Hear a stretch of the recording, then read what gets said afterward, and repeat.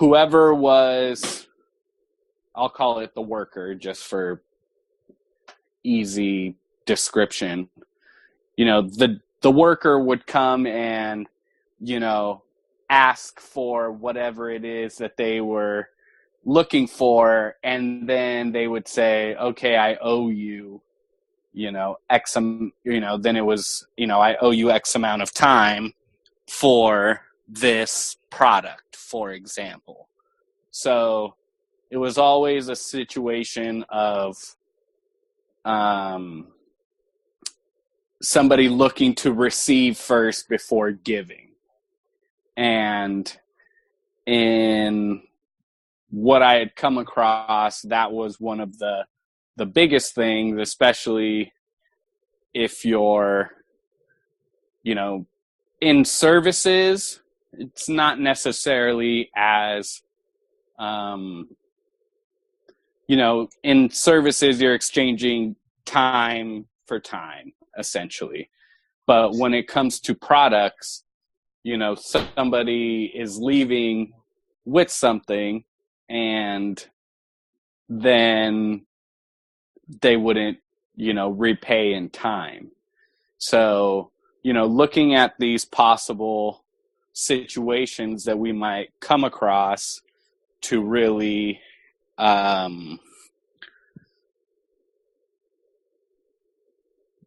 zero in on, how this is to work for, for all of us.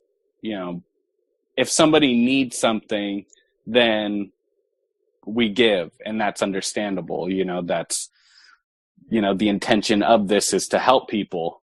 But then when it's a matter of somebody taking, then, we have to look at how do we, protect, in a sense, from it being taken advantage of. I mean, and things change, if it's something where there's funding that comes from the trust, where there's some kind of backdrop, in a sense, of being able to have some stability to kind of weather those situations, it's one thing. But, initially, if we're having to completely do this on our own and we're counting on having at least some revenue come in to cover the operating costs and things like that of what we're doing, we need to be sure that the things that we offer are still able to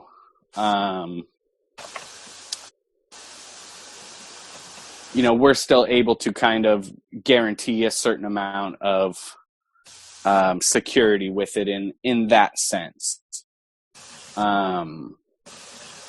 Because usually when, like I'd said before, most of the time that I've seen like time banking done is exchanges of service.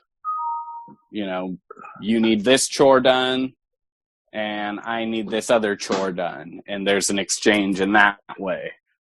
But there's another layer of it that, if it's an exchange of time for a product, how do you then, make the equivalent of 1 hour of time equals this much of product?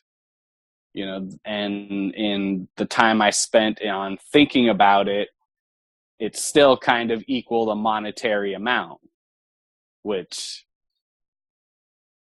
is an alternative, but unfortunately there still needed to be some metric that it bases off of, So I've been trying to, think about, and that's the part that kind of, it frustrated me a little bit, in a sense that we are, thinking about this in a sense of trying to get away from having to use money, but then when you're trying to find a likeness of value between time and a product, it's hard to see what that, what is that metric? One box, one box of something equals, 1 hour or whatever the case is. So as I was trying to simulate these different situations that we come across,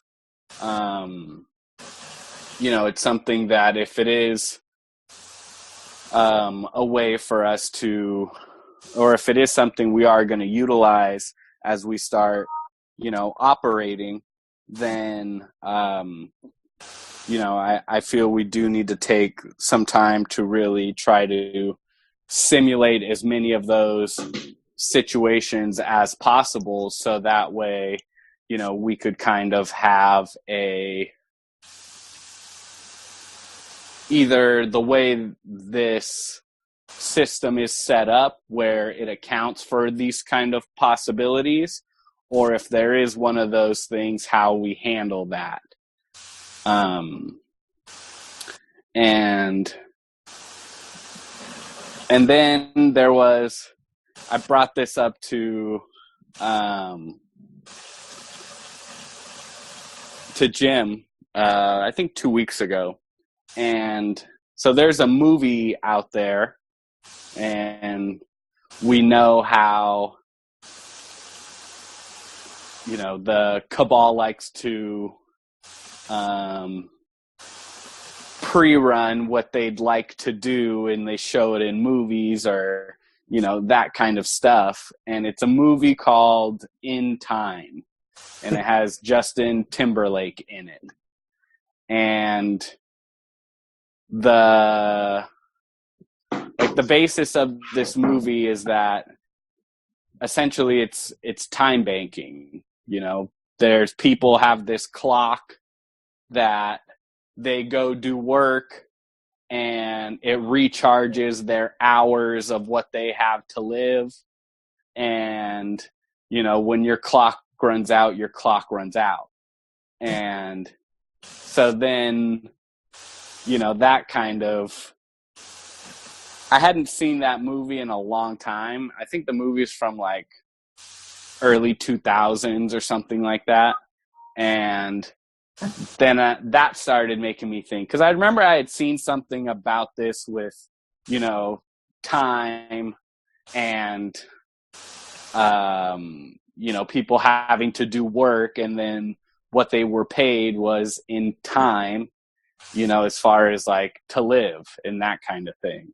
So I'd want to go back and see that movie and again, and then see how they formatted everything as an indicator of, potentially a plan, and then make sure that if we do utilize it, that we utilize it differently than what their intention was for it. But those are just some things that I was thinking about on time banking, and I don't know if any other members had, spent any time thinking about it, and, how it would work in application with what they're, what we're planning on doing, or if you guys have any input on what I just said or anything like that. Looks like Trisha does. Yeah, thanks, Jim. I was just going to say, calm down with the paranoia. No, I'm just kidding. Just kidding, Eric. I think, I don't know, I'm just throwing some of this out there. I kind of think that maybe we could do something where, if it comes to, I feel like we should have an interview process with people who want to be in the time bank. Because there's going to be some people who want to just contribute time for time, right? A service for a service. For the people that actually need to, there's some people that won't be able to work and they won't be able to contribute time. They may need donations, right?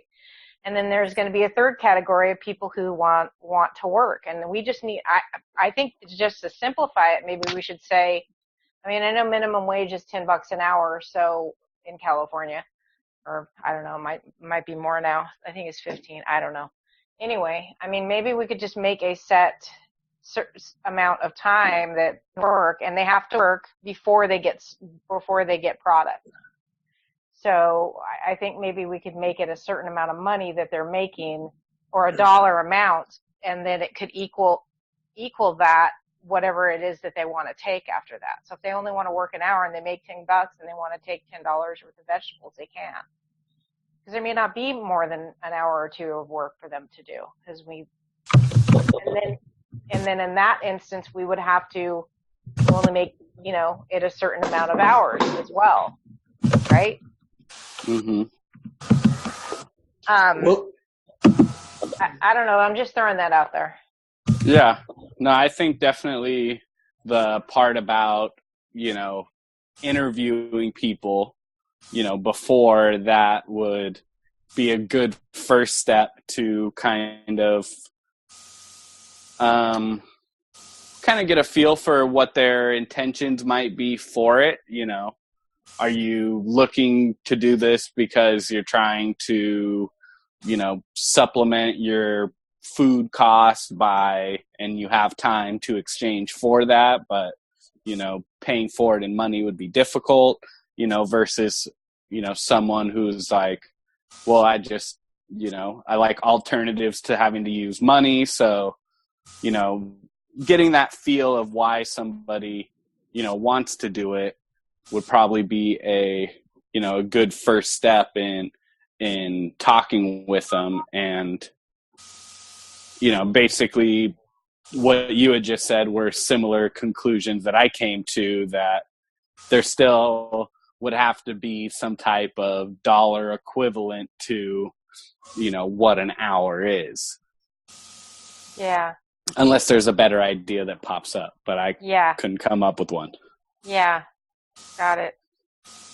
Yeah, and I mean, that's going to be on a case-by-case basis, too. You've been an employer. I've been an employer. It's just like, well, some people are going to go in there and say they're working, and they could be standing under a tree trying to get shade, and they're not doing anything.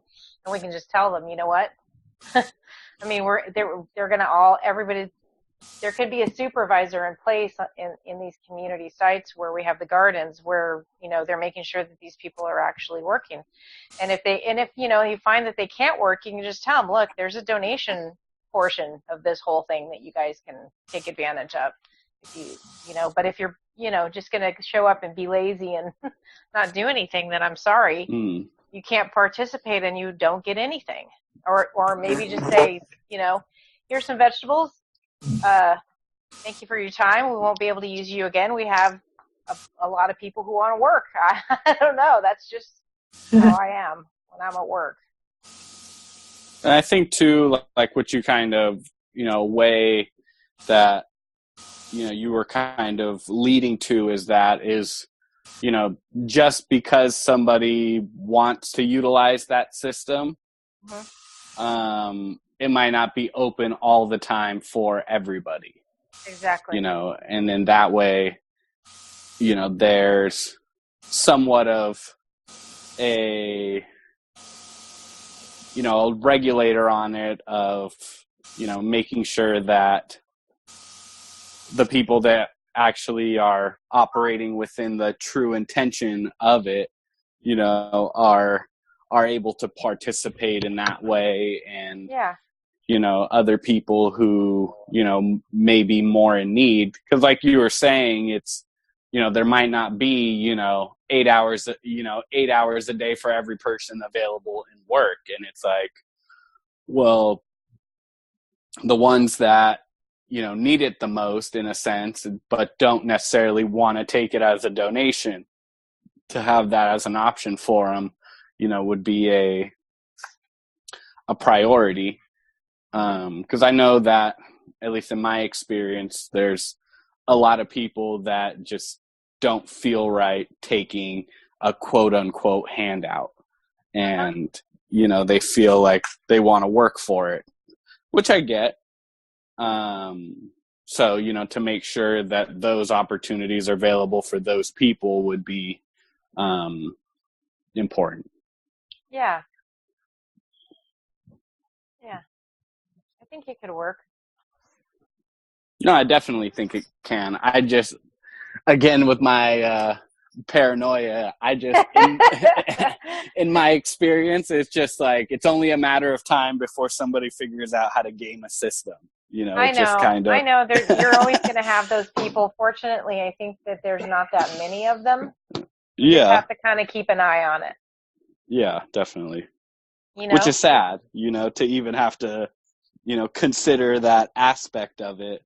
But I guess that it's just something from my life experience that it's like, all right, so I've had to run these situations through a bunch of different scenarios to figure out, like, how is somebody going to utilize this, and take advantage of it versus actually operating within it in integrity. Well, yeah, because we've had a lot of that, we've had the situation. So, that was one of the things that I think Thomas and Kim and everybody have kind of talked about, is that things need to be monitored and we have to make people accountable. It can't just be, here, just go ahead and take the vegetables. It's like, there has to be some type of accountability for everybody. And I don't look at it as sad. I think there's just people who have issues, and you just have to point them out to them and go, look, you're not doing this. And if you change your mind and you want to actually get to work, come back and we'll be happy to help you out. But we can't use you right now because you're not doing anything. You just have to be honest with people and make them accountable. Go try it somewhere else, until they figure out that, that's part of the system change too, Definitely the accountability. Accountability, and they have some integrity, or you're not going to get to do much. Yeah. Because we've had enough of that, really. Yeah. Thomas actually said it last night. He flat out said he will not mismanage the funds when they become available. So from what you're saying, it sounds to me like there's going to have to be some, I don't know if you call it safety measures put in place that everyone has to be accountable to. Or, it kind of, this whole thing sounds real crypto to me, and I know it does sound funny, but from what you were talking about concerning donations and that, is there I don't know that much about time banking, except what Kimberly brought to the call last week or the week before. But is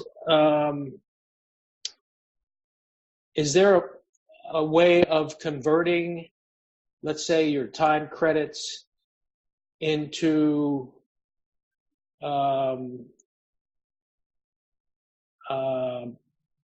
other forms of currency, such as I believe Bitcoin does that. Bitcoin, you're able to convert your Bitcoin into dollars, to be used. Go ahead. I'm sorry. I was thinking of more like a credit system, like, they work an hour, it's $10, and they can get $10 worth of groceries with it, just to simplify it. I know, or 10 credits, and 10 credits equal the amount that's equivalent to $1. If we don't want to get technical, if we want to get technical and not talk about money, because actually there's not going to be an exchange of money in that situation, right? But it can be it can be converted into money. No, what I'm saying is it can be converted into a credit that's equivalent to like $1. Oh, I see. Okay, kind of like EBT. Well, kind of like that, but EBT, they just kind of give you the money. If you're going to do the time banking, you're actually working for the service, or the product, right? Yeah. So if the EBT, you go down and you go, hey, I'm having a hard time, give me a card. That's a little bit different than going to, work for some food, right? Mm-hmm. But what we're trying to do is get people to actually work in the garden to produce food so that we can teach everybody it's kind of a twofold experience. We can teach everybody to make their own food at the same time that we're helping them out, right? Yeah. And and then there can also be, we don't have to use the time bank completely for the garden either. There can also be a portion of it where, because even in a co-op, you're going to buy vegetables, but you're going to buy them at a discount. So there can be a money exchange as well. There can be a time bank exchange and there can be a money exchange if we want to do it that way. Or we could have a whole totally separate thing where we just do time bank for services.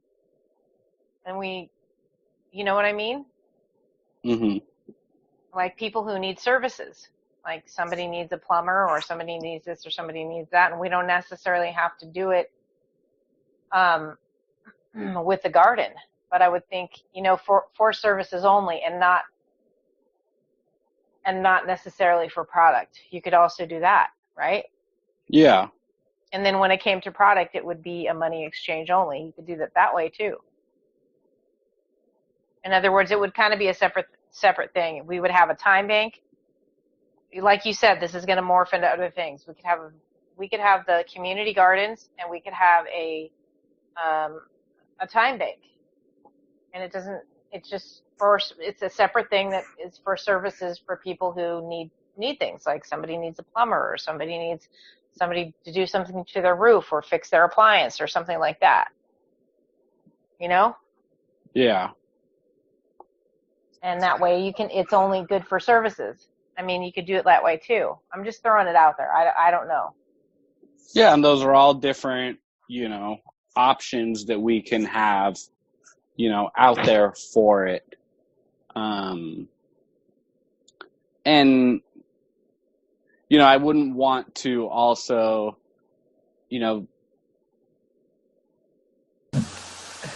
get, carried away in a sense where it's like, okay, I'm going to go do this for this person and now they owe me an hour. You know what I'm saying? No, like if it's a little that's not how the time bank works. The time bank is it's like I said, they come in and I think they actually interview people and they find out what their skill set is. Mm-hmm. And then they put it into the computer, and if somebody needs it's kind of a pay it forward thing where you go in and if it's a whole community, it's like everybody goes in and contributes. And what they do is when you do a service, say okay, some lady needs plumbing, and you go and you do the plumbing, and then that person signs a note for you stating that you did an hour's worth of work. You take it back to the time bank and you say, hey, I did an hour's worth of work. And so you give them that hour. Now you can either donate that hour to somebody else and they can use it to get another service, or you can say, hey, I want to utilize my hour. And then you go back and you go, hey, I need somebody to help me with my roof. Gotcha. Right? So it's not like that person, because it could be a little old lady that you're trying to do plumbing. That's what I'm saying. Can't do anything. You know what I mean? So it's not just that person that you did the service for that they have to give you a service back. That's why it's a time bank. You go in and you trade your hour for a different type of service, or you can just donate it for people like the little old lady that can't do anything, right? Mm-hmm. Yeah. So yeah. That makes sense. Does that make sense? It does. So it's basically there's some type of central hub that aggregates all the hours, quote unquote, and then within anybody participating within that, then, like John and Susie have some type of exchange, and then maybe Susie's not going to do something for John, but Bill is going to do something for John, and it's going to come through the credits of the time bank. Yeah, it's going to come from the credit that whatever John did for Susie. Gotcha. So that's why it's like, if we have that type of a hub, we could set up a system for interviewing. And if you decide you want some of those people to work in the community gardens, they could. Mm. Yeah, I think that's awesome. Yeah. So they could go donate an hour in the community garden, and they can go back to the hub, say, hey, I worked an hour in the community garden. I need John to come over and fix my plumbing for me. Mm-hmm. Right? Yeah, that makes sense. I think that when you're talking about getting product, it's a little bit different, though, like you said. I'm thinking that if you want to get product and you want to work in the garden, it would have to be then it would have to switch to like a credit system where this actually equals this amount of money. This hour equals 10 credits and each credit equals $1. Do you see what I mean? Yeah, because if the garden was a part of the time bank and somebody didn't actually do work in the garden and they want to trade time from an outside exchange that they did with somebody for something in the garden, it doesn't mean that there was time put into the garden where they're leaving with something. Or you could make it that the time bank where you exchange services and it's separate from the garden, and you could also recruit people for the community garden from there, and then that way it could be an even exchange where, yes, if you want food from the garden, you actually have to work in it. That's the difference between that, because you're getting product, so that's a different thing. You see what I mean?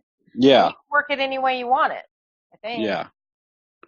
Does that make makes sense? Yeah, because that's what I was trying to bridge the gap between is like, okay, well, if there's an outside, exchange that happens of services between people that doesn't actually translate to, helping doing something in the garden, if 10 people want, to cash in their hour or their credits for products, but there was no time put into the garden, then how, then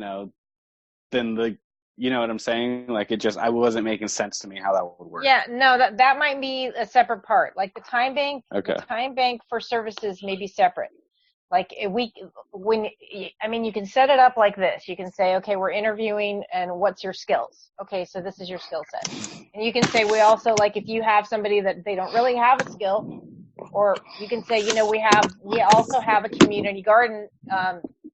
You can actually work in there and trade for product. You know what I mean? Mm-hmm. It doesn't have to be somebody coming. The services part of it can be separate from the garden. You can make the rules for the garden like, if you want food, you have to work in the garden, because that way you're not just everybody that has an hour is trying to go get vegetables and then they take all the vegetables. Yeah. That wouldn't work out. So I get what you're saying, but it can be separate, right? You can separate the services portion of it from, well, we also have, would you like to work in the community garden? You can do it in exchange for food. Yeah, I think that makes a lot more sense to me now. Okay. Does that make sense, Jim? Am I making sense? Yeah. Just one more question. So correct me if I'm wrong. I remember Kimberly also stating in her presentation that it is advantageous to our 5013C setup and use with the general plan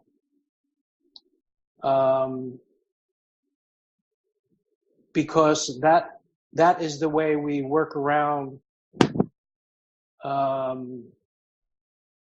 state and federal rules, regulations, and taxation. Am I correct? I think so. That's why I was thinking that instead of saying it's $1 for an hour or $10 an hour, it could be 10 credits. And everything's done on the internet. Are we connected to a worldwide time banking structure, or is it just I know I should be doing my own investigation. I haven't. No, I mean, you're asking questions, you're throwing stuff out there that we need to think about, and that's good. I don't know. I didn't study this. I'm just that. Yeah, I don't think there is, because essentially each time bank has its own way it operates. Maybe if there was like a People's Club time bank that had like a unified model that operated across, that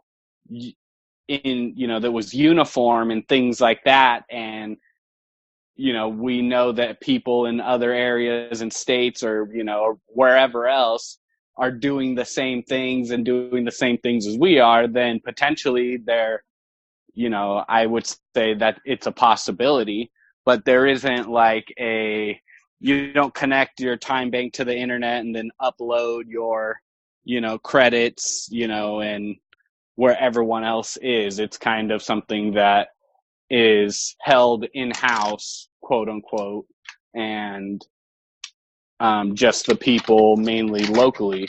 Because at least what I'm looking at it, it's like, really, what's the intention of this? And to me, it's like, well, it's to build community, Yes. really. And build community and get away from the current money system and do something in exchange that's in exchange, something different that's an exchange system. And with the internet, essentially, the entire world is a community, quote unquote. But I mean, I think where the lack is right now is that not enough people interact with each other, physically in life. And so promoting that kind of things is, bringing more people together in a personal way. Well, yeah, because they also do, like, when they have the hub for the time bank, I noticed that they have little, like, community retention stuff where they're like, okay, well, let's have a party, or they have a get-together, right? And they do that as well, which is cool. But to me, I don't know how this sounds for everybody, but to me, I think that we should probably, because it seems like not everybody likes to get on these calls. And I don't know if there's people on MeWe or what's going on, but I kind of think that since we're the only ones on the call, we're just going to kind of have to start these things in the area that we're in for those people. Like whoever's on the calls is where we should start in what counties, right? Yeah. Because and then as we get started, maybe other THI members will join, maybe they won't, but it doesn't matter because we just basically need to get other people interested. There might be people in my area that are interested in doing a time bank and they have nothing to do with THI. That's how we're going to get it started, right? Or that want to build a community garden. So I think that we just have to start it in the area of the people that are on the call right now that we're in, because it's too, I'm not, I don't know who else is out there that wants to do this. They're not sticking their hand up in the air and saying, hey, it's like they're not participating. And I don't know. I don't think that. You're absolutely right, Tricia. And it's been like that all along from the beginning, and a couple times along the way, you probably heard we mentioned, and Phyllis did this week. She actually sent me a email asking me if we could get together and discuss a way of contacting all the members that haven't participated at all, by way of calls, by way of either page, and asking them what their intentions are and explaining to them that these are our intentions and we're going to proceed ahead regardless. And, kind of just getting a feel from, and there's a lot, you have to remember there's only about, I think Janelle mentioned it one night, there's only 20% of the people doing the work, by way of, the calls and participating on the pages. So that's something that's going to have to be determined. But you're absolutely right. And I agree with you that that's the way we should go forward with this. And those that haven't participated, they're just going to have to, if they choose to in the future, that's fine. They're just going to have to come on and go along with what we've already established. Well, yeah, I'm not, I just think, here's the thing. We have a certain amount of time here. Time is of the essence, Right. And I feel like if you guys want to give me, like, maybe just for all of us, there's like 6 people here, and it's understandable why the other people that are normally here aren't here because there's fires going on, but there's like usually maybe 12 to 16 people on the call. Maybe I'm willing, if somebody wants to give me a phone list, I'll be happy to call everybody or email them or do whatever, right? Maybe we could split if whoever has been willing to give the phone numbers out, maybe we could split the phone numbers up and tell them what we're doing and say, hey, how would you like to contribute? We can do that. But at the same time, to me, it's like, that's fine with me. If it's 12 of us, then it's 12 of us. Right. Let's just do it. That's cool. Well, I'd like to weigh in a minute here. When we're talking about doing things, time banks and so forth, this seems to me to be a very local kind of thing. I mean, I'm not going to drive 2 hours to do an hour's worth of work. And this is something which just kind of implies a local setting, which I think has to be kind of looked at, because even if we talk to Southern California, which is what we're talking to now, it's a huge, huge area. So it's interesting to get an idea of how a time bank might work, but in terms of a practical situation, it has to be pretty close in as far as I can see. You're not going to be driving an hour or half an hour even where you can easily communicate with people physically, or unless you're doing intellectual work online or something, which we don't. We're not really doing much of that for this. We're talking about gardens and growing things. Well, okay, and that's understandable. That's a good point. That's a very good point. I think, though, that also, I think the reason why Kimberly brought it up, Eric, too, and Demi, is because it would be ideal for the community gardens.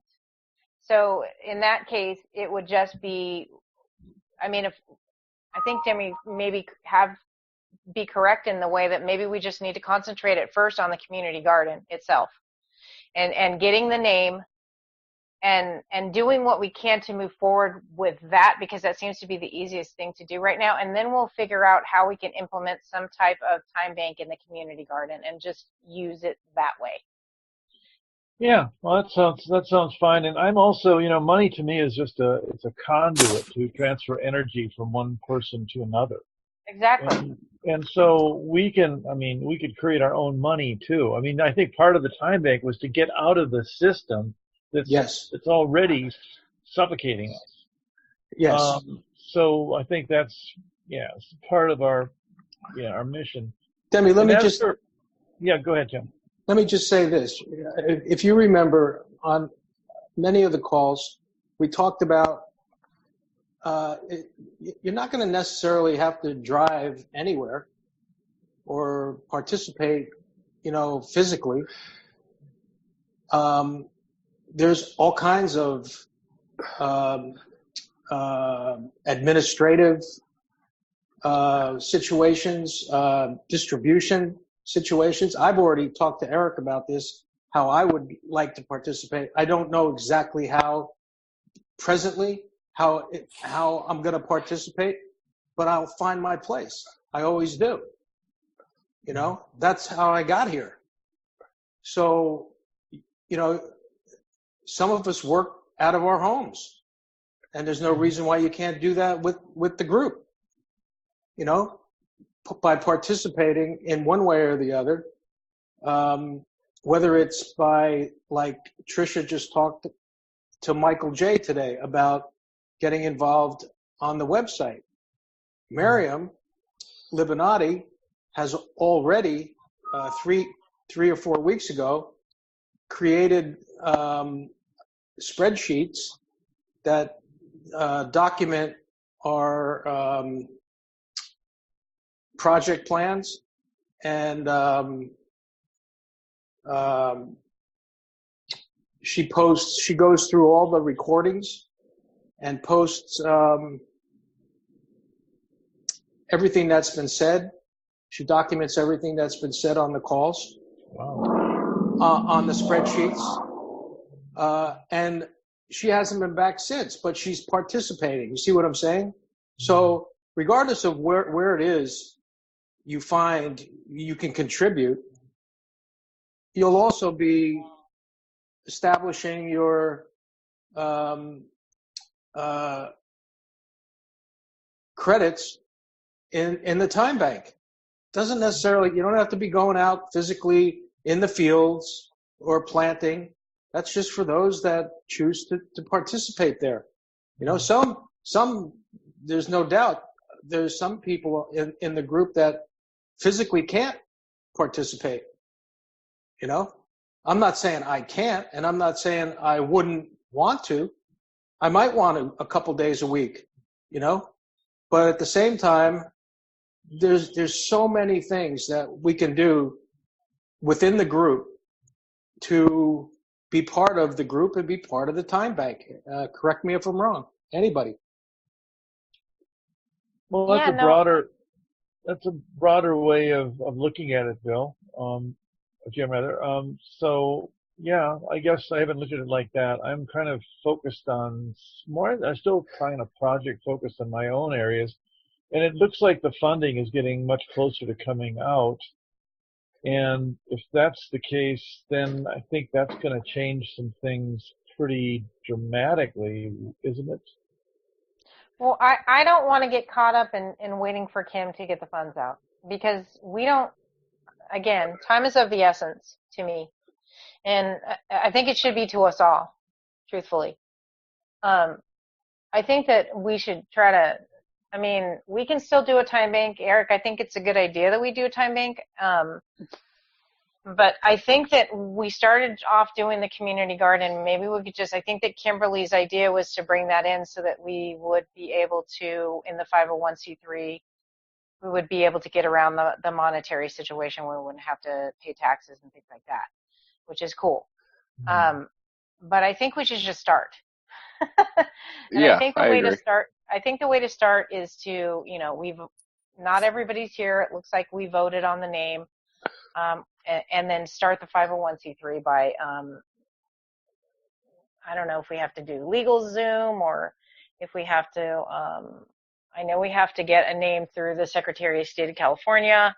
I know we have to start there. So I think that should be, we should get the name and then we should move forward with that and then figure out what the cost of that is. And then everybody, maybe just who's on the call or whoever wants to pitch in to do that, we can do that. I'll pitch some money in to go to put forward to do that. But I think we just need to get started and on the community gardens, and then it's at some point in time we will implement the time bank. Now that we've kind of talked about it, if we're all comfortable with it, we don't have to. I don't think it's a bad idea. I don't think we should throw it out, but I think that we'll figure out how we want to implement it, knowing that people might try to take advantage and it's just the way it is. That's just the way people are right now. Hopefully that'll change. Right? Yeah, right. I agree with that. And I think that, you know, the time bank doesn't make or break anything. You know, it was, if anything, an addition to it. Yeah. And just overall, this project, you know, that we're working on, there is a purpose of what we're trying to do with it, but from, you know, as Thomas says, an overview perspective, you know, one of the main intentions was to get members interacting and working with each other. Yeah. And, you know, the way I see it is, you know, this is probably the first of many projects. So this just happened to be the first one that had enough support behind it to get started with. So, you know, it could be that once this is up and rolling and there isn't, you know, as much discussion needed to figure things out, it's kind of operating, you know, on its own, then, you know, potentially we start discussing another project of, you know, what other people are interested in, you know, in a sense that, and the way I kind of, you know, would see this group working is that for people to help each other out on their projects. You know, it's not maybe a full-time thing, but if somebody can give a couple hours a month, you know, to help somebody else on their project, it's a help. And if enough people do that, you know, there's plenty of, you know, people to go around. You know, what I see us as and the people discussing these things and actively participating is really, the initiators, the people starting these things. And then as they get started, then they'll find support from people that aren't necessarily part of THI. And then, then that adds a whole nother layer of it being able to operate on its own. Because once it's operating, then you have a certain amount of tasks and things like that you need to get done. And then it just kind of starts moving in that regard, that on these calls once a week, maybe we discuss like some progress or whatever the case is with the gardens, but then maybe it's, another project that somebody wants to get going that they want to like discuss that, then it evolves from there. Yeah. Yeah. Just one at a time. Yeah, but definitely one at a time. Because there's not there's not enough, even if there was a lot of people, if there was a lot of people that were on the calls, we could break up into groups as to what projects we wanted to do, and we could do 3 or 4. Yeah. We don't have a lot of people. We only have a few.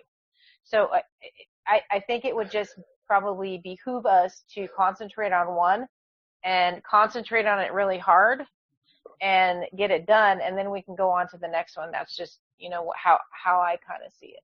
Oh, definitely. And to add to what Demi was saying is that, we are speaking, and on a statewide level, but these are very much a local project.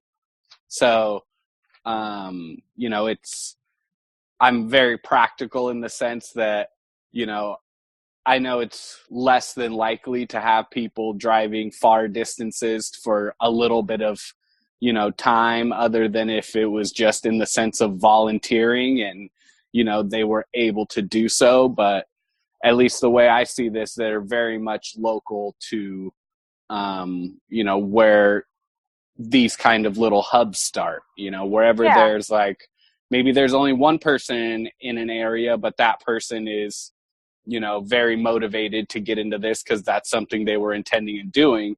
That one person can get things started. And then if there's other areas where, let's say there's 4 or 5 people, then amongst them, they get it started, and it's, at will participation. If this is something you want to participate in, then feel free. We'd love to have you. And if it's not, then, we don't hold it against you, and, we'll hope to work with each other in some other capacity in the future, but it's just, from a practical point of go ahead. I'm just, go ahead, Jim. Just real quick, and we'll get right back to you, Demi. Tricia, to answer your question about the 501c3, there's someone on the call that we'll go to tonight that I believe understands how to proceed with that. But first of all, Bill Chelly's got his hand raised, and I also wanted to ask Bill, since he's a businessman and he has businesses up and running, ready to roll, I'd like to hear Bill's input on time banking and whatever else you want to talk about, Bill.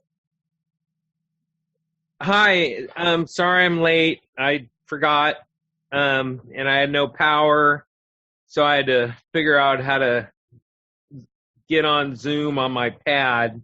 So now I got power on the pad. Anyways, hey Bill, how are you doing? Hi. Are you holding up okay? Yeah, no, the restaurant didn't get shut down, but my home power did because a tree fell and knocked out a line down the street, and it wiped out half of Alamo.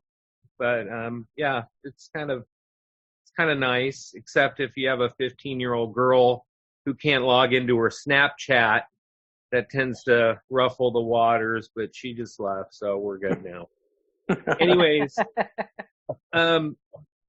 so on the big project, it's going to be a good year to 3 years to get a big farm up, built, permitted, and jump through all the hoops.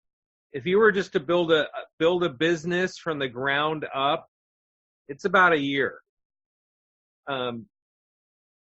let's say you're building a restaurant. It takes about a year to get permitted. And you usually don't start making money until your second year. Yeah. I mean, hopefully.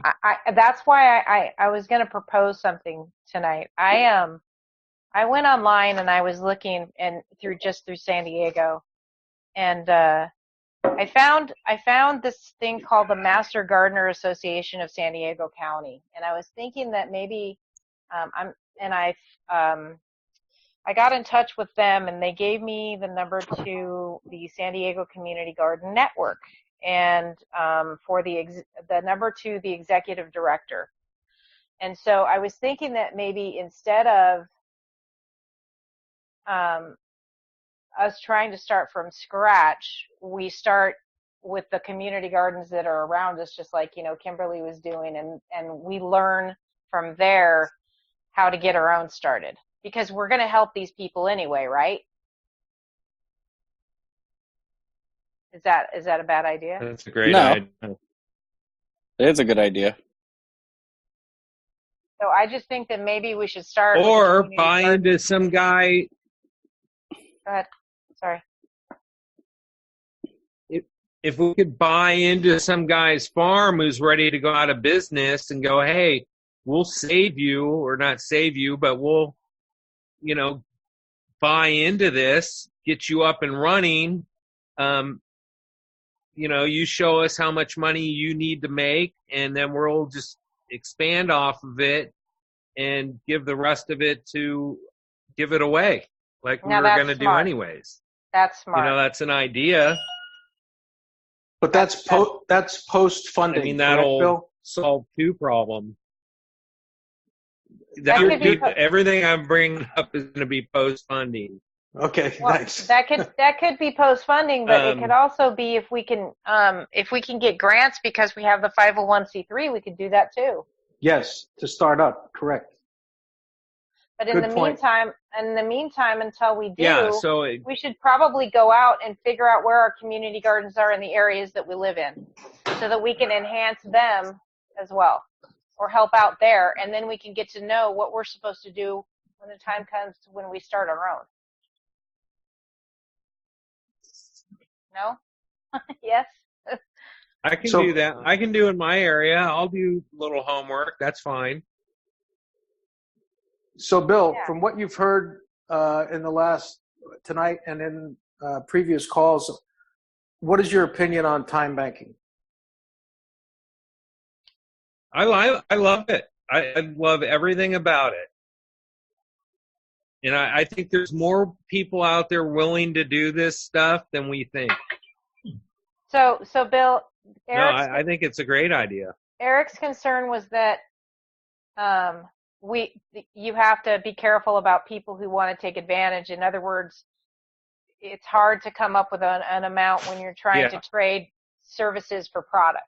And he's correct. So I just suggested that first of all, we interview people to see what their skills are, and then have a supervisor that, makes sure that people are working when they say they're going to. So I don't know, what do you think about that? What do you think about getting services or exchanging services for product when it comes to time banking, where there's not going to be any money exchange?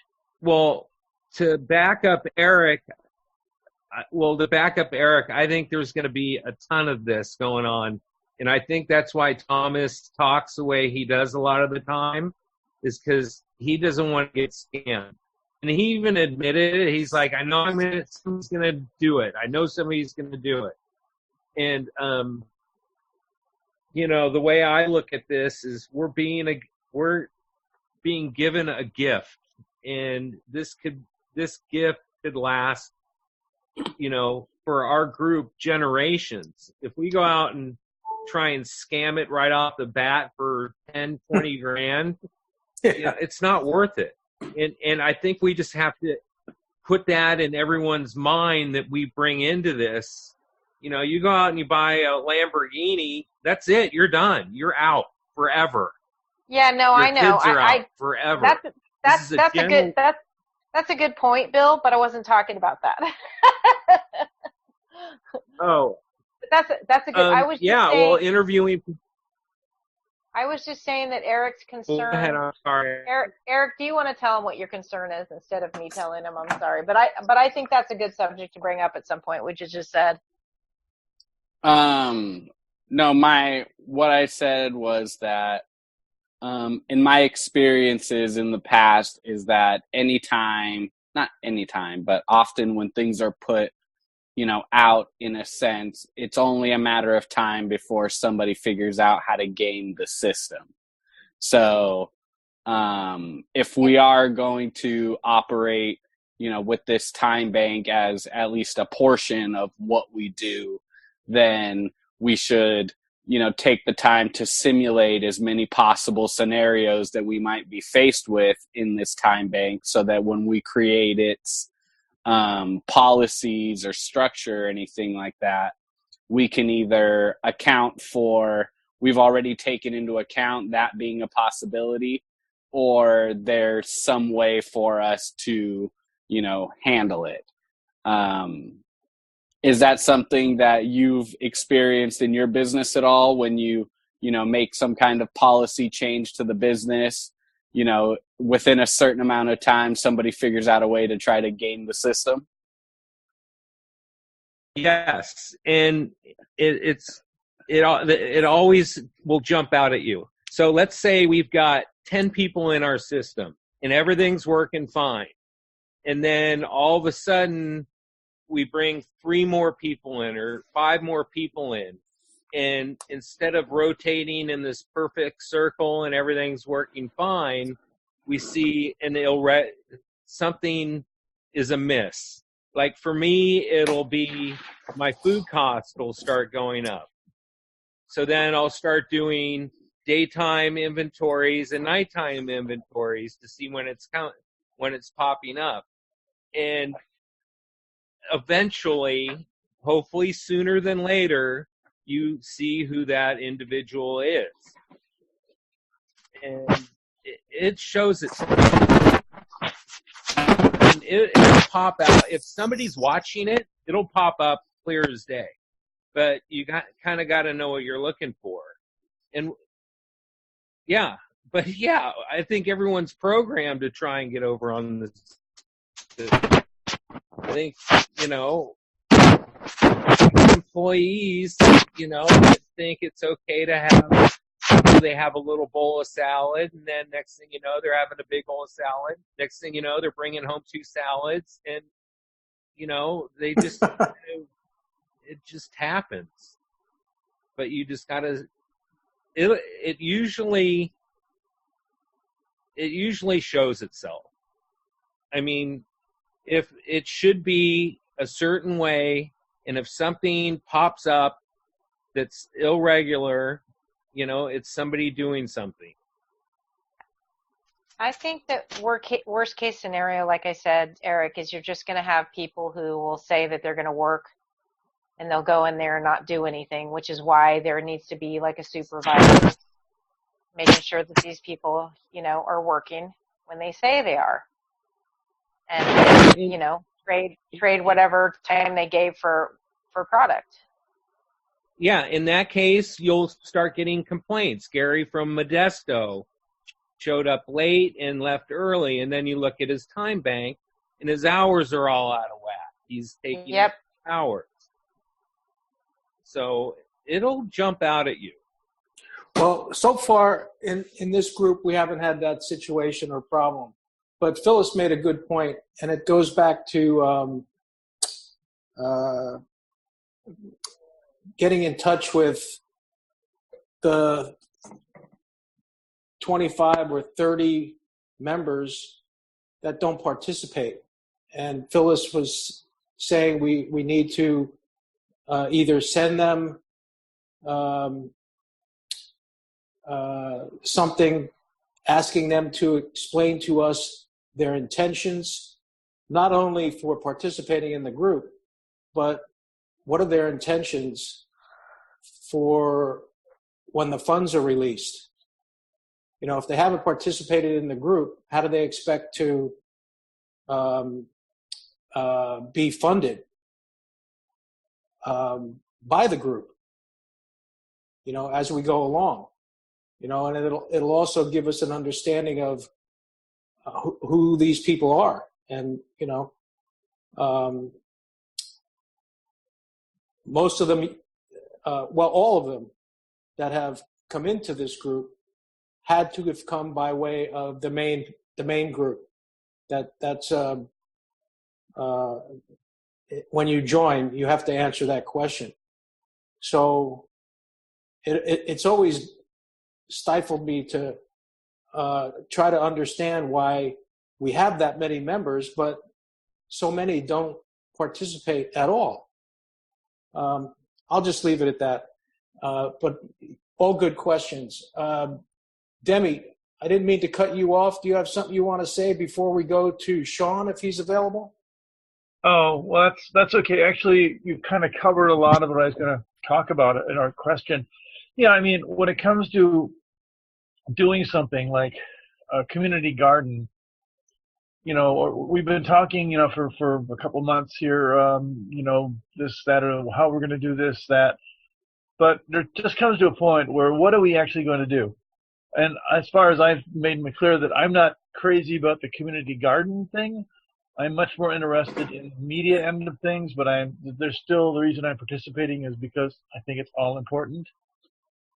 So if we are going to do something, I would love to see, and Bill, you brought up some very good points. I'd like to see kind of the nuts and bolts of how this is going to work. Because at some point, that's what we're talking about. And so, yes, that if something's going to take a year to 3 years, then we need to start thinking about that. All these things have a very practical, center to them. So that's kind of where I'm thinking now. We've talked a lot of different things. Then none of the nuts and bolts, practical stuff is what's kind of coming into my mind. So that's sort of, that's where I am. Well, Demi, too, there's also, just FYI, I know there was one time that we were talking about a few things that I know that you missed, so maybe I'm going to reiterate some of that. The website is going to start coming together, and I spoke to this lady that is actually one of Tank's members for Go Camelot or whatever it is, Create Change. And her name is Susan Hoffman, and she's, where is she? In Denmark. And she gave me a lot of good tips for the soil, and that was the other thing I was going to talk to you about. I thought Phyllis was going to be here. I went through that whole thing. It was all about the soil, the type of seeds we need to use, and all that, and where to get land, and all that stuff. So that's kind of part of the nuts and bolts of it.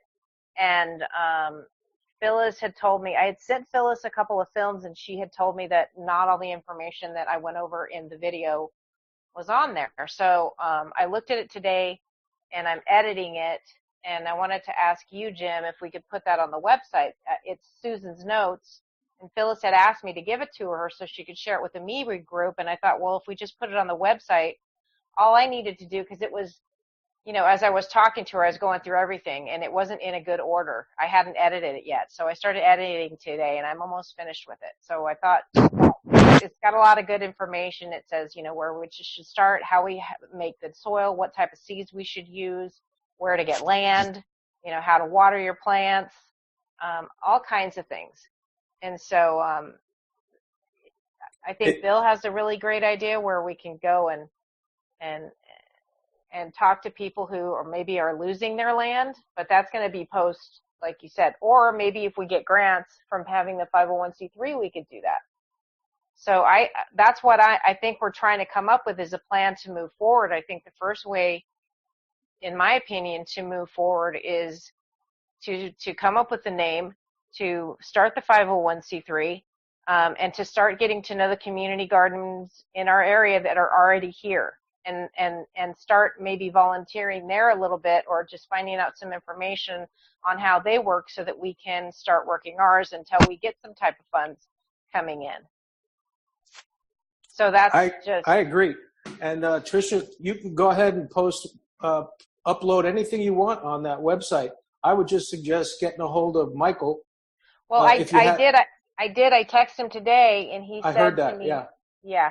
He said to me, well, I want to make sure that it's okay with Jim and Phyllis. And I said, well, of course, I want to make sure it's okay with the entire group. But that's what I said, Michael, I already okayed it with them.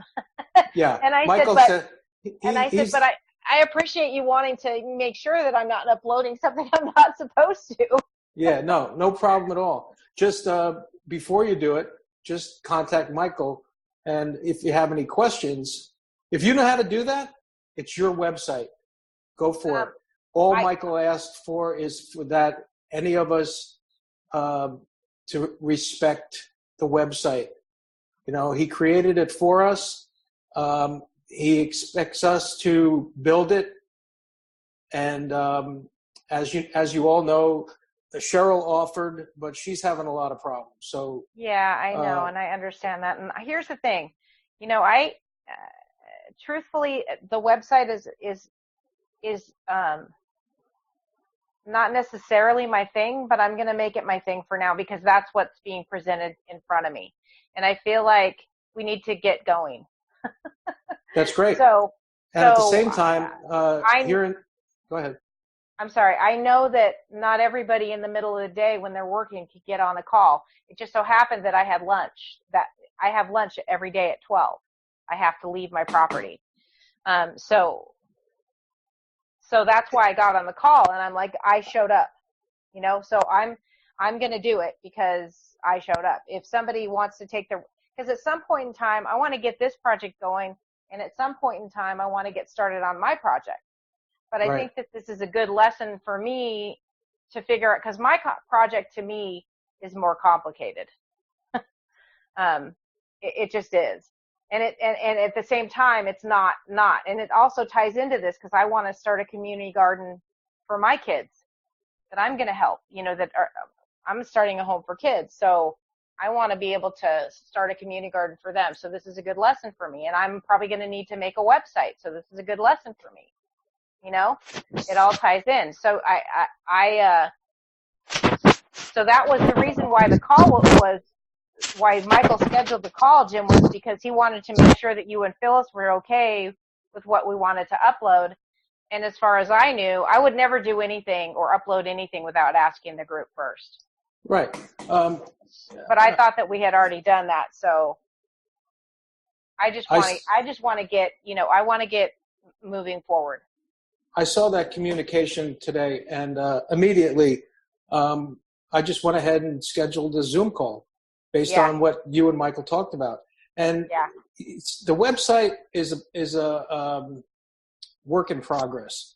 Yeah. You know, so we're not in a race to get it, you know, but I can see where it can be very helpful. Other people, you know, they might do their work physically. I've worked on by way of the internet for 10 years. You know, that's the only way I choose to work for many different reasons. But with going back to what Demi was saying, if you're interested in media, well, right alongside the website, Michael created a YouTube channel, and you're more than welcome to tackle that if you choose to. And there's your media format. And I'm sure it will also help Tricia at the same time. You know, if she wants to get involved in the website. And Michael did say one thing.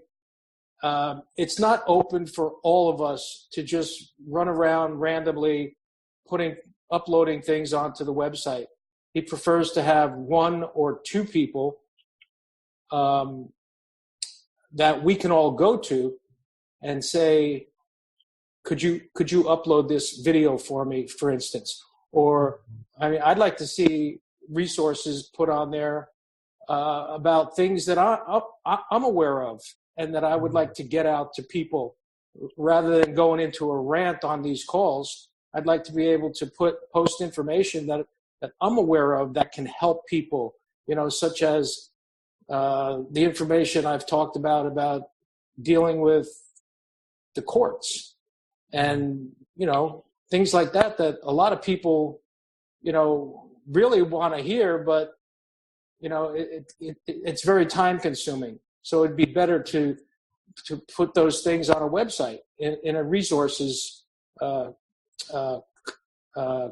page or category. Well, and I think that's a good idea, Jim. I think that we should have a bunch of different resources. Like we said, one project's going to morph into another one. Right. Community. The reason I think we all came up with community gardens was because we thought, well, people are going to have to, if something happens, which is it's going to inevitably, people are going to have to learn how to feed themselves. It's just kind of important. And like you said, the court system needs to change. We should have common law. Somebody might have questions for that. We should have a resource center for that. I think that's a great idea to put on the website. I do. Okay, so Demi, if you want to respond to that, otherwise we're going to go on to. Okay. Okay. Go ahead. Okay, I've got two things. One's a website and one's YouTube. What are we still using? WordPress for the website? Yes, I believe so. Okay? Yes. We are using WordPress. Okay, and is Michael the one who is actually doing the uploading, and is he doing programming in WordPress and that sort of thing? No, Michael creates the website by way of. We have to maintain it. It's up to us to maintain it. Yes. I'm going to have to learn WordPress. Let's see. Okay. See what I'm saying? So that in itself could be a position where someone will be able to contribute to the group. And basically, that's really all you have to do. Take care of that part of the business, or we're definitely going to need media in the future. I'm sure that's part of the media we're going to need. We're going to need some kind of a film. And then as we get more things on there, like you said, Jim, you want to do the legal system. We're going to do a time bank. We're going to have a community gardens. We need films and videos for all those things. Oh, okay. Well, this websites can be unbelievably huge and complicated. So there's really no way to say, there's no limit to them. So that's depending what you have in mind, and I'll keep these things in mind.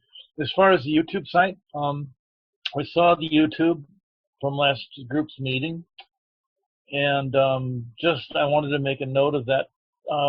There may be things that are brought up in this environment that we do not want the public at large to hear about. When I was speaking about Debbie last, when I was speaking about Debbie last week, I don't really think that this should be part of YouTube. I don't think it's going to be. It would be better that sort of thing be kept within the confines of this group, those kinds of discussions. So just to let you know that YouTube, it makes everything public, and so we have to be kind of aware when we are taking conversations that we're having now and putting them up into the public. No one knows about it. I don't think that's what we're saying, Demi. I think we're just talking about. I know, Trish, I know, but we're talking about a lot of different things. So as far as the website, there's a huge possibility there. If you start wanting to put up all these different sections, fine. That's a lot of things to consider, and since I don't know WordPress, and I guess you're learning too, if that's what you're doing, that would be something that I would have to consider how much time I want to put in something like this. My idea for communications was to basically set up a communications channel so that we can really tell the whole world about what we're doing. But that was going to. Can't we do it through can't we start doing that through the the website for this group? Well, not really, not in the same way I had in mind. I mean, we can begin. Yes, it's a communication. We can begin, and I'm thinking about it. I'll consider this, how far this would go, and what I want to do. And of course, the funding is in the air. We don't know yet. So I think we shouldn't consider that as a possibility right now. If you decide to take on the YouTube channel, and you don't have to answer us tonight, by the way, think about it. If you decide to take that on, well then, just like if Tricia decides to take on the website, you will be in charge of the YouTube situation. And all the media. And all the media, and everyone in the group will have to come to you and present to you the information that they want to put on the YouTube channel. So it'll be up to you. It'll be your decision. And, and we trust that you won't put anything on there that is detrimental to our group. No, we'd have a policy of someone in my position, if I were to be there, of what I can and can't put on, what I have to clear with the broader group. Those kinds of things would have to be built in in that position and that particular function. Yes. So yeah, definitely, everything has to be very well tuned to what our purpose is and our overall intent. I guess I wasn't really thinking about the YouTube thing so much as just this one item, because that's new. The website, well, maybe this is something that I just know how much these websites can take. I'm building an application right now myself that's taken some months, and I'm very happy with how it's turning out, but that's a big time hog. So all these things are swirling around in my mind right now. So anyway, good. Something to think about. Yeah. Oh, okay. So let's move on. Sean, are you able to talk tonight?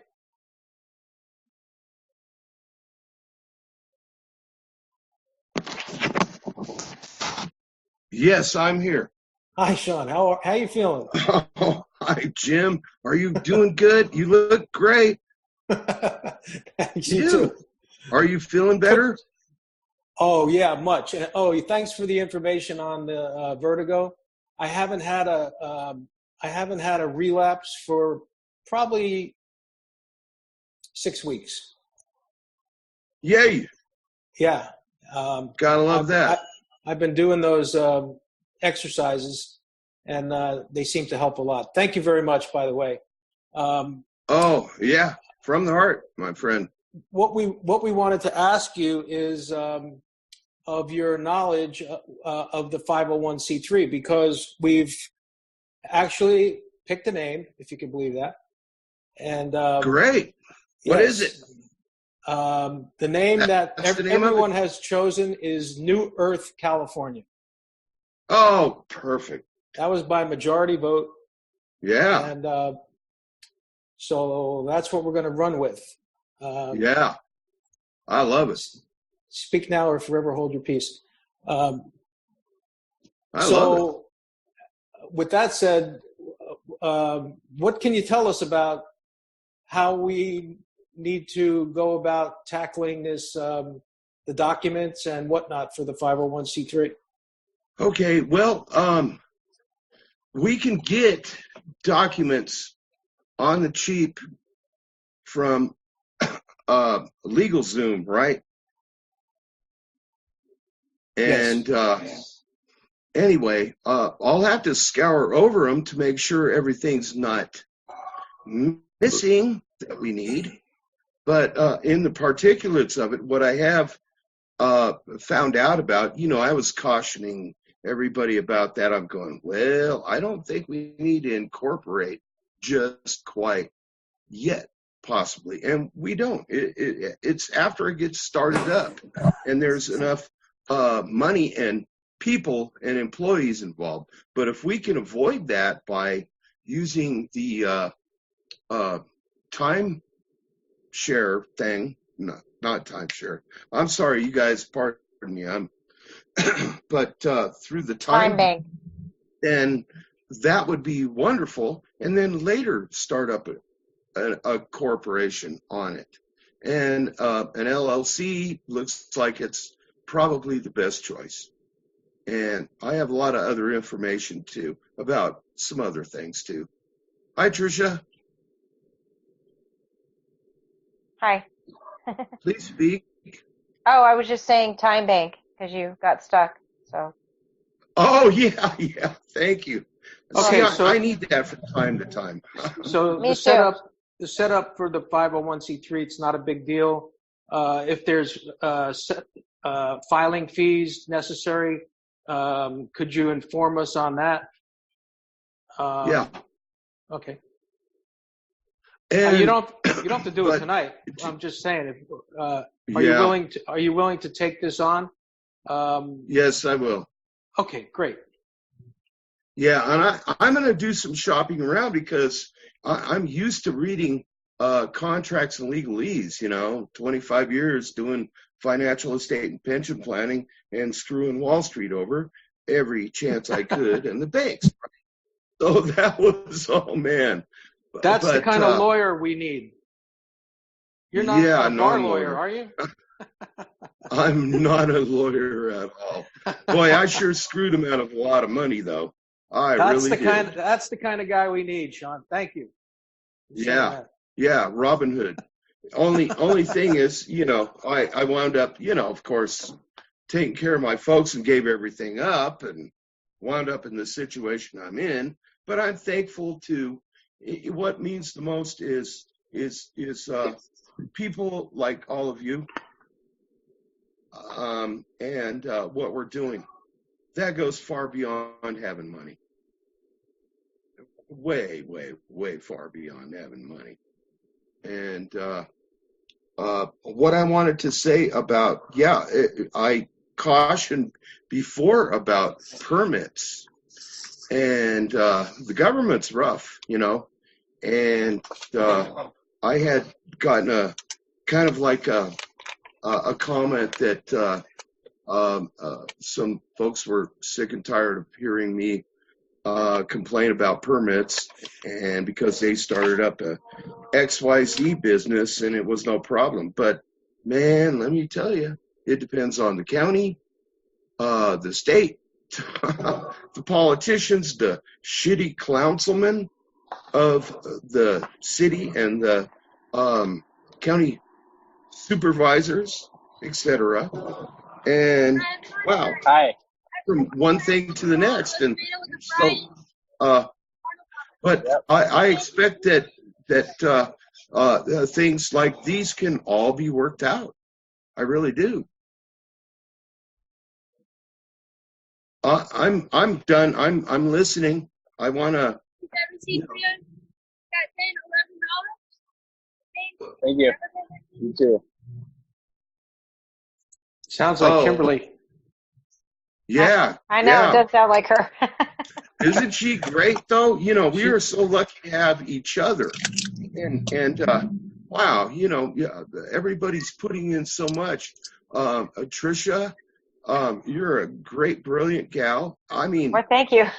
Yeah, Demi, what you had to put in to it was cautionary, and man, I'm telling you, I have a lot of respect for you, and we have to use your talents for that. We need to have you and your input more, and if you can help us out that way, that'd be incredibly great, because that's you found a huge missing part, and that's tremendous. And well, it's all, to me, it's symbiotic. So I've gained an awful lot from everybody, and really appreciate that. And we are all. I think we're all. I want practical results. I think we all do, and we know we're going to get them.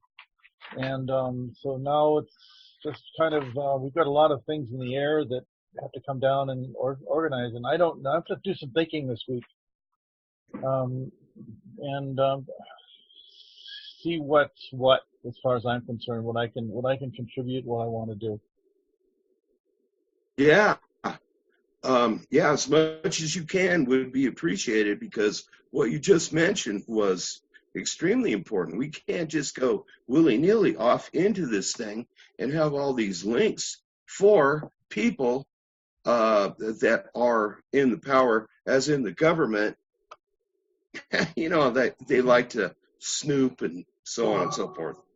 And we need to really take heed about what you said, because we got to be careful. I was thinking about that about a week ago.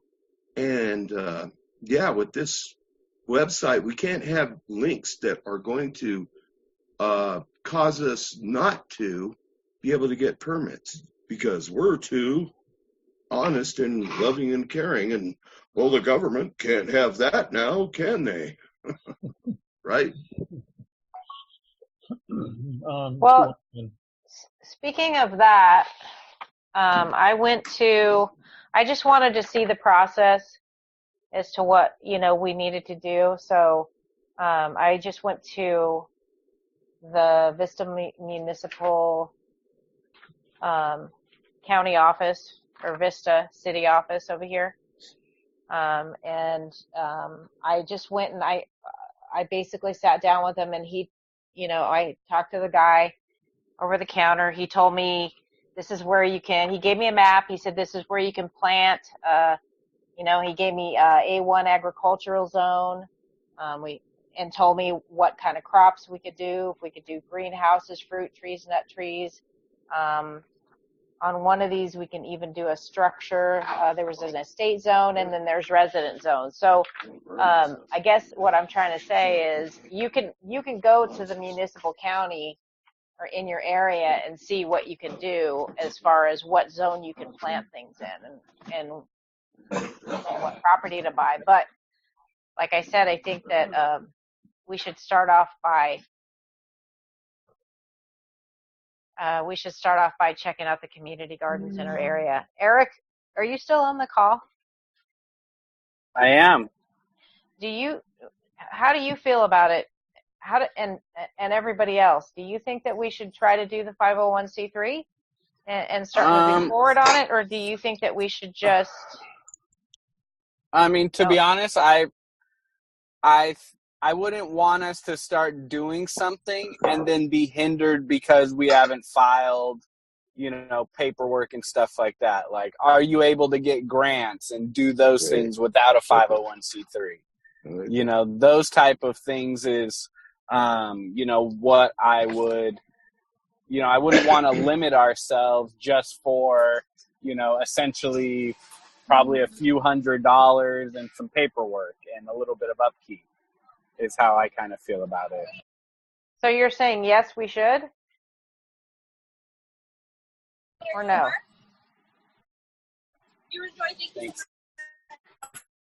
We should file for it. I'm sorry, you broke up. I didn't hear you. What? That if we're, you broke up. No, I think that we should file for it. I do too. I do too. Just because we can get grants as a 501c3. And we can start getting money. I believe Kimberly talked about all that that you're mentioning, Tricia,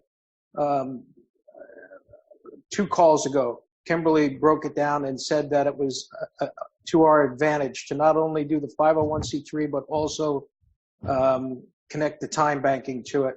Yep. And grants. I agree. She said it's also advantageous as far as going forward with procuring grants. Yeah, it is. And I've been reading about it too, and it is. And I don't think, like Eric said, I think that it's a minimal. The cost could be minimal, and it's not that hard to do.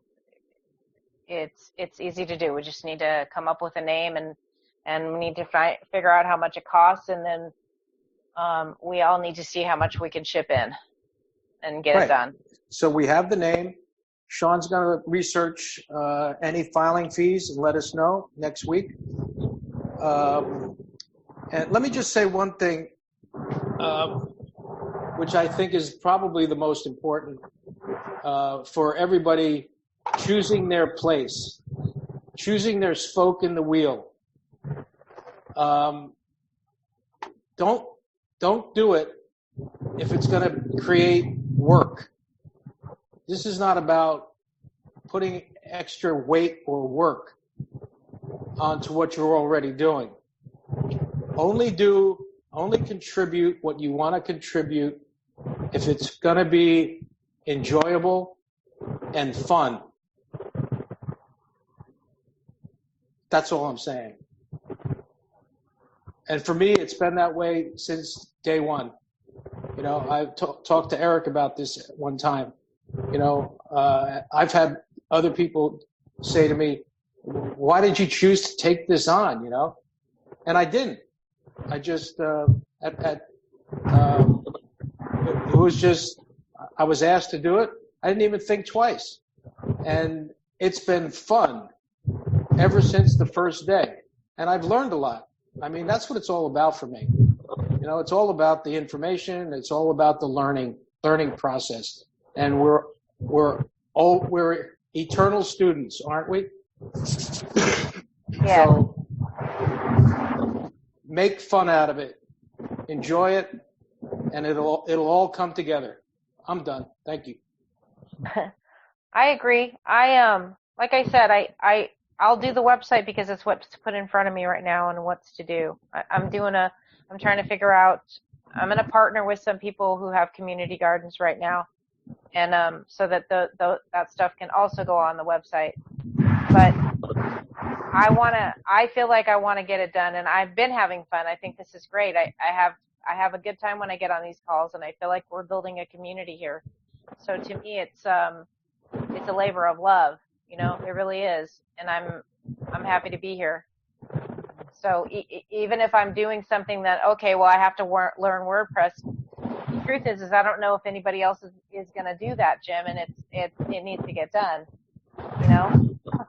So I don't. What I'm saying is I don't mind doing it until somebody. To me, I see this growing. Eventually, people are going to get on the calls, or we're going to branch out and start getting people involved that are not part of THI.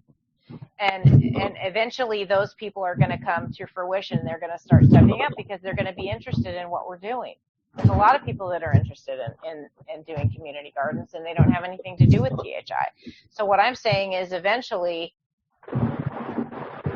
I'm going to hope to hand those reins over to somebody, or maybe it'll be something that isn't that time consuming for me, and I can just, once the website gets going and we're loading stuff up on it, I don't have to continue doing it. I can still load stuff up on it. I don't think that it's that time consuming unless I'm wrong. Exactly. This is what I call a field of dreams, you know, and everybody, like I said, find your place, be comfortable with it, enjoy it, have fun doing it, and if it becomes a problem, just ask for some help, you know, asking it is given. And that's how this call has created itself from the beginning. You know, Sean can attest to that. He was right there from the first call.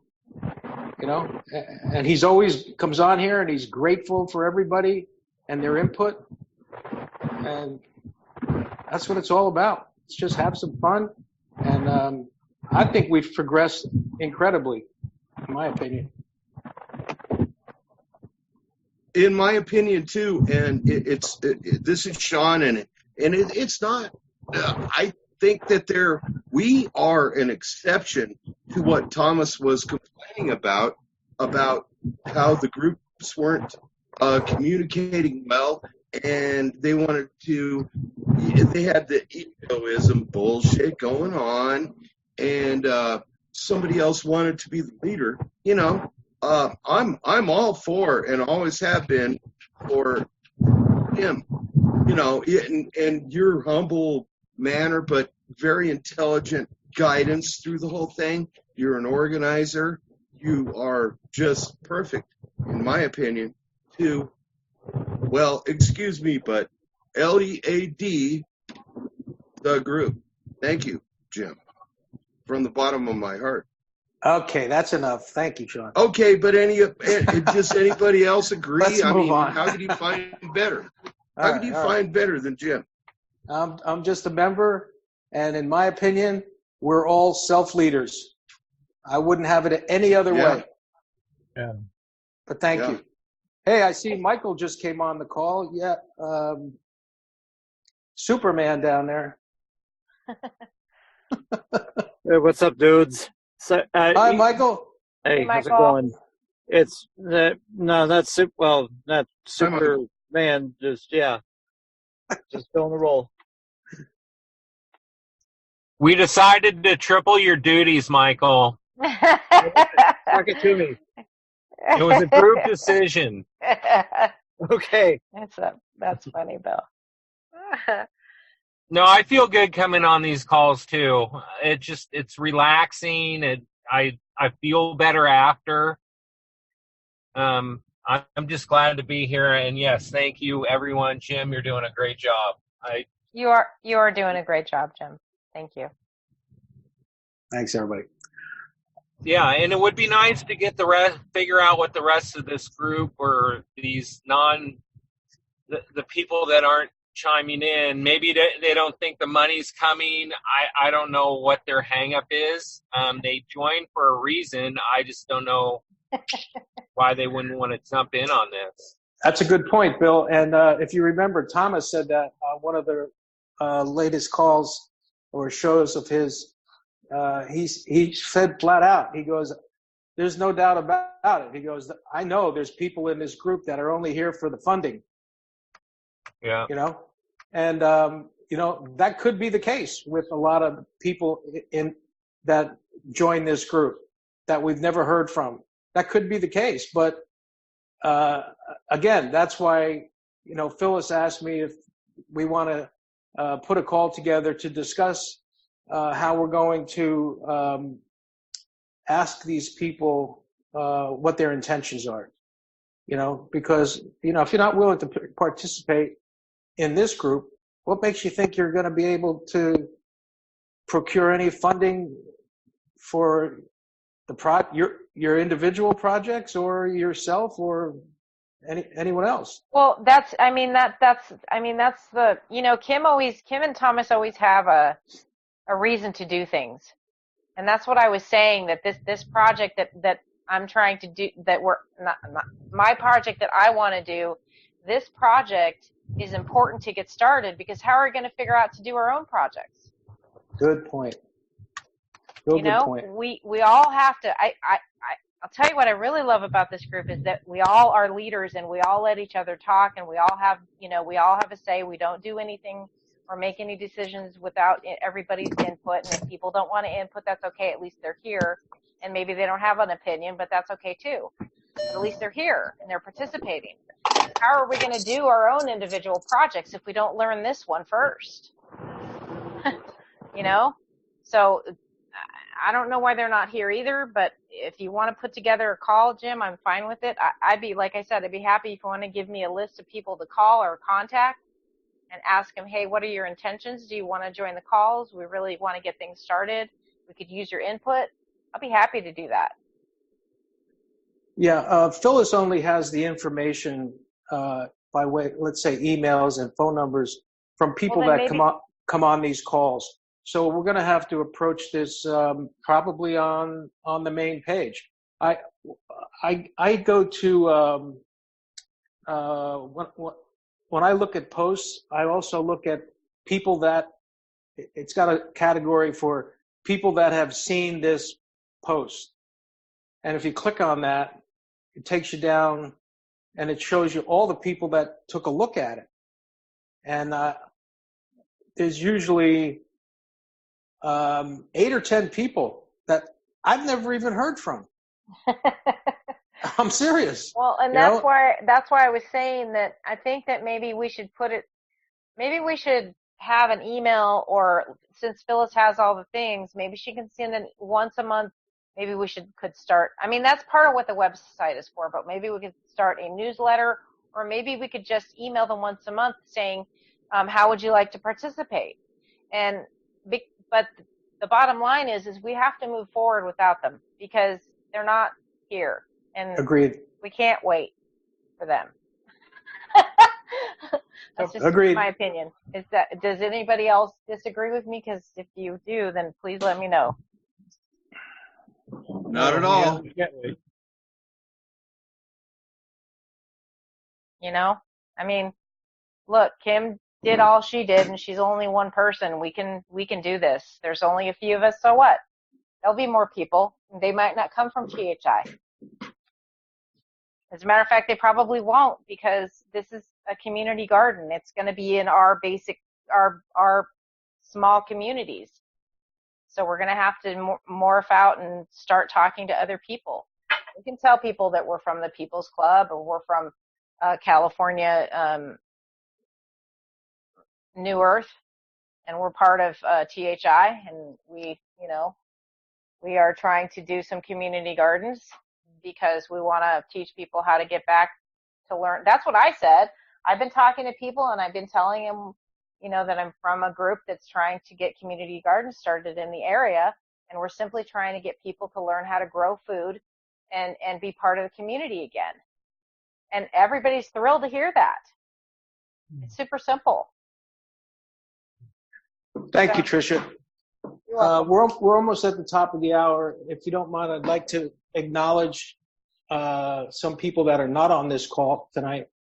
Phyllis being one. It's Phyllis's anniversary, 28th anniversary. So she's out with her husband.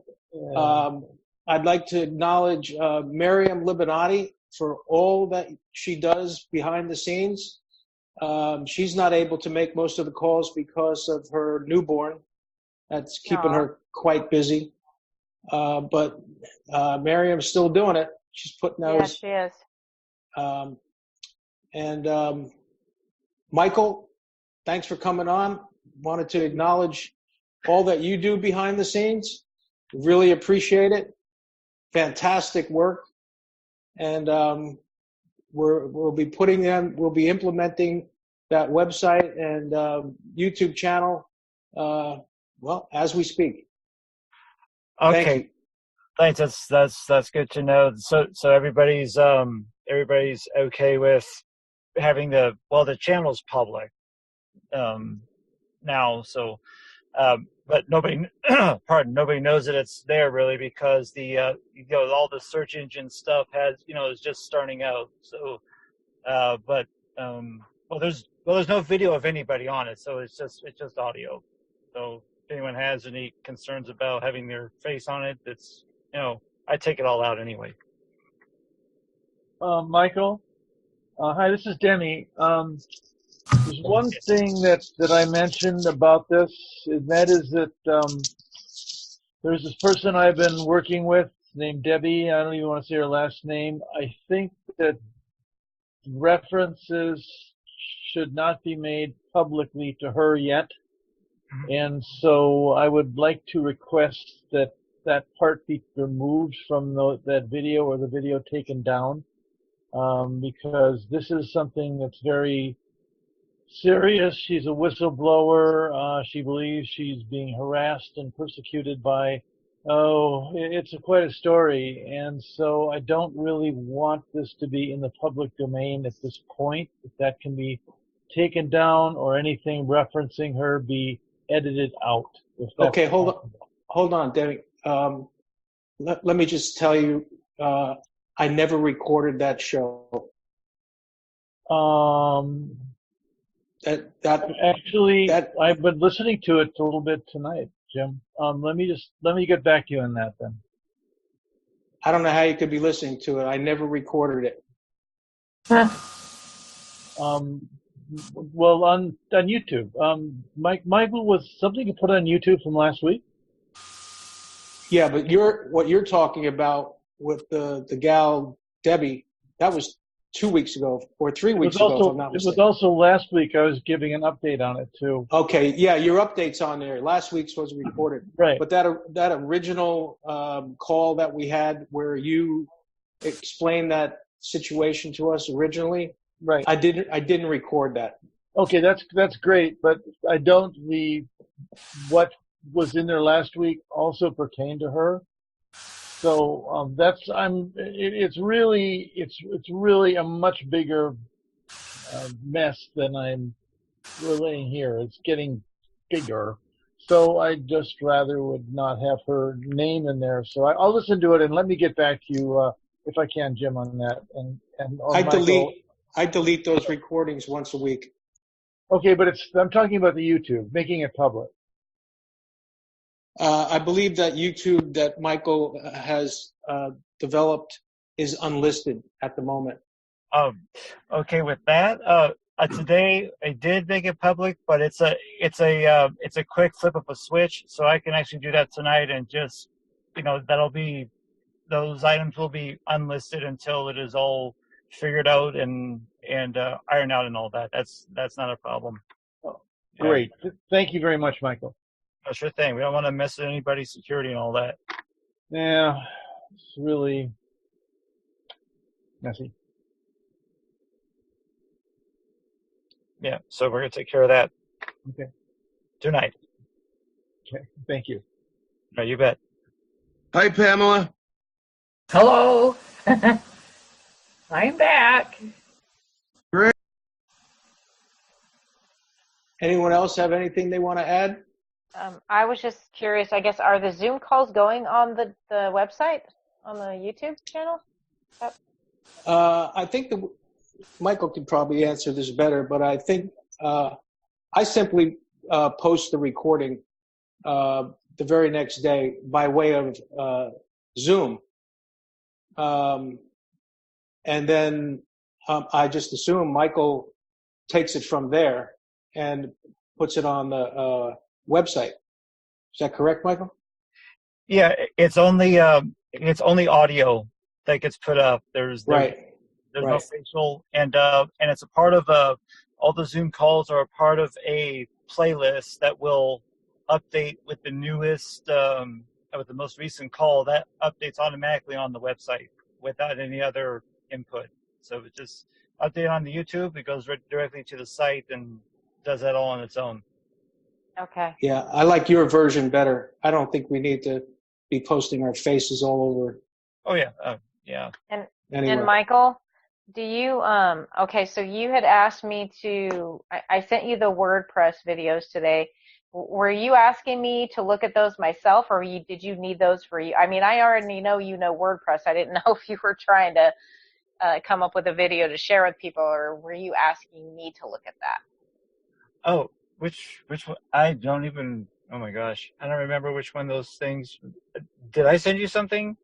Well, no, you had texted me last week and asked me to gather. I asked you if I could help in any way, and you said yes, you can gather a couple of WordPress videos. And I was thinking, does he want me to watch them, or does he want me to give them to him? Oh, just for yourself. Doesn't have to be anything too lengthy. It's the way that the site is, and it's just very fit in scope. Not too many bells and whistles. We're just trying to keep everything nice and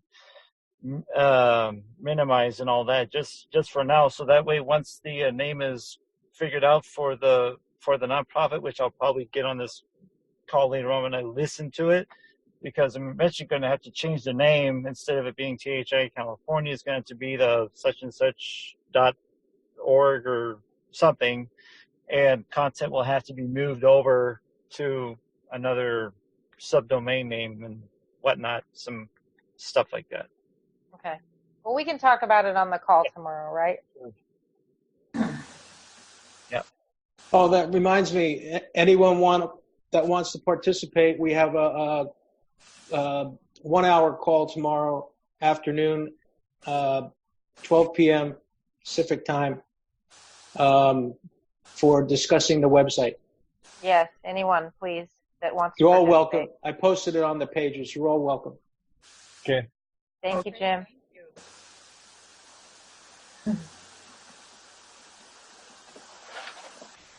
Well, thanks, everyone. We got a lot accomplished tonight. And sorry we didn't hear from more people up north. Seems like Bill's the only one that still has his lights on. Hey, Eric, are you still on the call? I think Eric dropped. No, my lights are out. My whole city is out. I'm going to post. I just drove through it right now. Oh, wow. Eric. Yeah, and this guy just went through downtown like at 85 miles an hour, and a cop just jumped on him.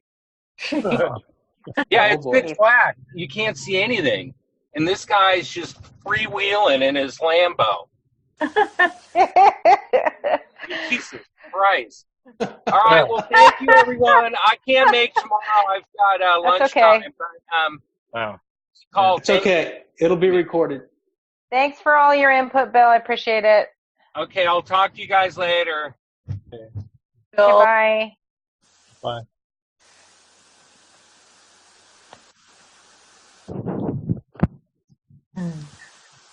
Anyone else? All right, yeah, I'm gonna bounce too. Okay, so we'll have the call tomorrow. Good to talk to anybody who's out there listening. Keep. Yeah, I try to drop in on the calls as much as possible, but anyone else, just try to make a call even for a few minutes. Just poke your head in there and just say, "Hey, Yeah. we're still in it." There, as Eric has said in the past, many levels of participation. Layers. Layers. Yeah, Yes. that's good. All right. Thank you, Michael. Thanks, guys. Thanks, Good night. Michael. All right. Good night. Good night, everyone. Thank you, Michael. Night, everyone. good night. Thanks Good so night, much. everybody. Lots of fun. Thank you. Thank you, James. Jim? Sean, glad to see you're Sir. better. Good night. Yeah, lots better. It does mean I haven't been busy as hell with everything going on. And the power went off for 12 hours. It's back on. We're okay. We're not freezing our asses off. And we have food. That's good. There you go. You said it. You're prepared. Yep. No, I wasn't. But I made it through. But you are now. Worked out this time. Okay. Good Night, everybody. Hi, Pam Joni. Love you, sweetie.